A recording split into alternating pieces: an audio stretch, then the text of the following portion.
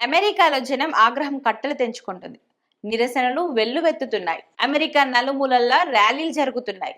దేశాన్ని ట్రంప్ నడిపిస్తున్న తీరుపై అమెరికా జనం మండిపడుతున్నారు. ట్రంప్ తీసుకుంటున్న ఏకపక్ష నిర్ణయాలతో అమెరికన్లలో నెలకొన్న ఆందోళనని స్పష్టంగా ప్రకటించారు. ట్రంప్ నిర్ణయాల కారణంగా దేశాల్లో ద్రవ్యోల్బణం, నిరుద్యోగ సమస్య పెరుగుతున్నాయని ఆందోళన వ్యక్తం చేస్తున్నారు. ప్రజలు రోడ్లపైకి వచ్చి నిరసన తెలియజేస్తున్నారు.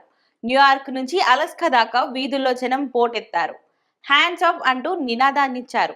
రిపబ్లికానా పాలన ప్రారంభమయ్యాక జరిగిన అతిపెద్ద నిరసనగా ఇది నిలిచింది. గతంలోనూ నిరసనలు జరిగిన ఈసారి జనం భారీ సంఖ్యలో హాజరయ్యారు. పౌర హక్కుల సంఘాలు, కార్మిక యూనియన్లు, స్వలింగ సంపర్క సంస్థలు, న్యాయవాద సంఘాలు, సీనియర్ సిటిజన్ తదితర 150 సంఘాల ఆధ్వర్యంలో 50 రాష్ట్రాల్లోని 1200 ప్రాంతాల్లో చేపట్టిన ఈ హ్యాండ్స్ ఆఫ్ ఆందోళనకు జనం వెల్లువెత్తారు.